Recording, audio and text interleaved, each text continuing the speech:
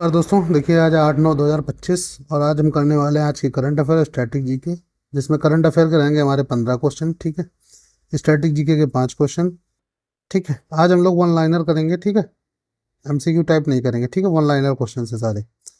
देखिए, पहला क्वेश्चन है, हाल ही में किस देश की उप प्रधानमंत्री एंजेला रेनर ने संपत्ति कर के मामले में इस्तीफा दे दिया है? ठीक है, तो ये रही है ब्रिटेन की। ठीक है, संपत्ति कर के मामले में इन्होंने अपने अपने पद से इस्तीफा दे दिया है। ठीक है, अगला क्वेश्चन है, हाल ही में किस राज्य के कर्मा टेम्पो एथेनपा को राष्ट्रीय शिक्षक पुरस्कार 2025 प्राप्त हुआ है? ठीक, तो यह है सिक्किम के। ठीक, अगला क्वेश्चन है, हाल ही में अमेरिकी राष्ट्रपति डोनाल्ड ट्रंप ने किन देश नेताओं से रूसी तेल आयात बंद करने को कहा है? यूरोपियन देश। ठीक है, यूरोपियन कंट्रीज जो हैं उनके नेताओं से कहा है कि आप रूसी तेल का आयात बंद कर दें। ठीक है, अगला क्वेश्चन है, आईसीजीईबी नई दिल्ली ने बायो ई3 नीति की कौन सी वर्षगांठ मनाई है? तो ये पहली मनाई है। ठीक है, बायो ई3 पॉलिसी। अगला क्वेश्चन है, किस देश के प्रधानमंत्री नवीन चंद्र राम गुलाम ने 9 से 16 सितंबर तक भारत यात्रा पर रहेंगे? ठीक है, प्रधानमंत्री नवीन चंद्र राम गुलाम 9 से 16 तक भारत यात्रा पर रहेंगे। ये मॉरिशस के प्रधानमंत्री हैं। ठीक है, अगला क्वेश्चन है, नीति आयोग का लक्ष्य कब तक भारत के दलहन उत्पादन को दोगुना करना है? तो ये वर्ष 2047 तक है। डेविड लेमी को हाल ही में किस देश का नया उप प्रधानमंत्री नियुक्त किया गया है? ब्रिटेन का, क्योंकि इसके जो पहले उप प्रधानमंत्री हैं उन्हें इस्तीफा दे दिया। काहे में? कर के चक्कर में। ठीक है, आगे चलिए, हाल ही में किस राज्य के बाढ़ प्रभावित क्षेत्रों में 100 टन पशु चारा भेजा गया है? ये पंजाब भेजा गया है। ठीक है, 100 टन पशु चारा भेजा गया है। केंद्रीय कृषि मंत्री शिवराज सिंह चौहान किसको पंजाब में बाढ़ से हुए नुकसान की विस्तृत रिपोर्ट सौंपेंगे? तो ये प्रधानमंत्री नरेंद्र मोदी को सौंपेंगे, क्योंकि अध्यक्ष प्रधानमंत्री ही होते हैं। ठीक है, अगला क्वेश्चन है, वर्ष 2025 में प्रारंभ राष्ट्रीय महत्वपूर्ण खनिज मिशन ने वर्ष 2030 तक कितना पेटेंट प्राप्त करने का लक्ष्य रखा है? तो ये 1000 पेटेंट है। ठीक है, अगला क्वेश्चन है, हाल ही में भारत द्वारा राष्ट्रीय महत्वपूर्ण खनिज मिशन को कब तक के लिए लॉन्च किया जाएगा? तो ये 2030 और 21 तक लॉन्च किया जाएगा। ठीक है, लेदर फुटवियर और संबंधित काम के लिए जीएसटी घटाकर कितना प्रतिशत कर दिया गया? तो ये कर दिया गया 5%। ठीक है, जीएसटी के अभी तक 3 स्लैब। ठीक है, एक 5% था, एक 12% था, 4 थे। ठीक है, एक 18% था। ठीक, एक था 28%। अब उसमें से 28% और 12% को काट के एक नया स्लैब बना दिया गया 40%। ठीक है, जिसमें सारी हानिकारक वस्तुएं रहेंगी। ठीक, जैसे मान लो गुटखा, शराब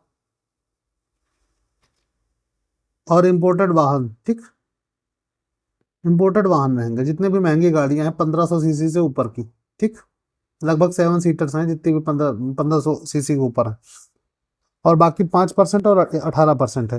कुछ चीज़ों के जैसे दूध से रिलेटेड जो भी उत्पाद हैं उनको 0 कर दिया गया है। ठीक, 0% जीएसटी तक दी गई है। ठीक है, और ये जीएसटी का जो नया कानून बना है ये 22 सितंबर से लागू होगा। ठीक, 22 सितंबर 2025 से। ठीक, चलिए अगला क्वेश्चन देखते हैं, पवन ऊर्जा को किस वर्ष 2030 नहीं पवन ऊर्जा को वर्ष 2030 तक कितने गीगावाट करने का भारत का लक्ष्य रखा है? तो 140 गीगावाट। ठीक, 2030 तक 140 गीगावाट करने का लक्ष्य है।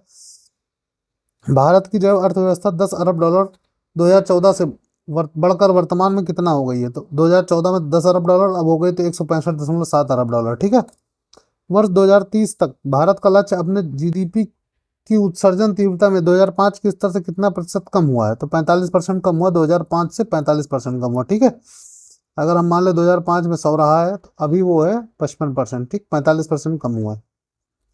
अब यहाँ से देखिए हमारे स्टैटिक क्वेश्चन चालू हुए हैं। ठीक, स्टैटिक के हम पर डे 5 क्वेश्चन करते हैं। ठीक, उनमें से पहला क्वेश्चन देखिए, दक्षिण पूर्वी तट पर पुर्तगालियों की एकमात्र बस्ती कौन सी थी? तो सेंट टोमे थी। ठीक है, कहाँ पे? दक्षिण पूर्वी तट पर।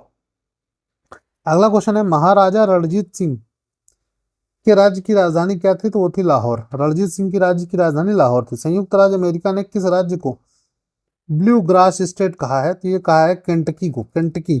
ठीक, अगला क्वेश्चन है, यदि प्राथमिक घाटे में ब्याज भुगतान को सम्मिलित न किया जाए तो ये किसके बराबर होता है? तो ये होता है राजकोषीय घाटे के बराबर। ठीक है, क्या है? अगर प्राथमिक घाटे में ब्याज भुगतान को सम्मिलित कर लिया जाए तो किसके बराबर होगा, राजकोषीय घाटे के बराबर होगा। ठीक है, अगला क्वेश्चन है, अंग्रेजों ने श्रीरंगपट्टनम की संधि किसके साथ की थी, तो ये टीपू सुल्तान के साथ की थी। टीपू सुल्तान के साथ श्रीरंगपट्टनम की संधि की गई थी। ठीक है, तो आज के 20 क्वेश्चन हमारे यहाँ कंप्लीट होते हैं। ठीक है, तो अगला टॉपिक अभी आज शाम को मैं अपलोड करूंगा, जिसमें पॉलिटी हम लोग पढ़ेंगे। पॉलिटी में हमारे वाइस प्रेसिडेंट, ठीक, वाइस प्रेसिडेंट और पीएम से रिलेटेड चर्चा हम लोग करेंगे। ठीक है, और बाकी ये पीडीएफ आप लोग जानते हैं कि मेरे टेलीग्राम चैनल पे पड़ेगा, जिसकी लिंक आपको डिस्क्रिप्शन में मिल जाएगी। ठीक है, टेलीग्राम चैनल पे जाके आप ज्वाइन कर लीजिए, वहाँ अच्छे अच्छे डॉक्यूमेंट्स में भेजता रहता हूँ। ठीक है, जो कि आपके एग्जाम प्रिपरेशन पैदा करेंगे। ठीक है, चलिए मिलते हैं अगले वीडियो में, तब तक के लिए बाय बाय, टेक केयर। ठीक है।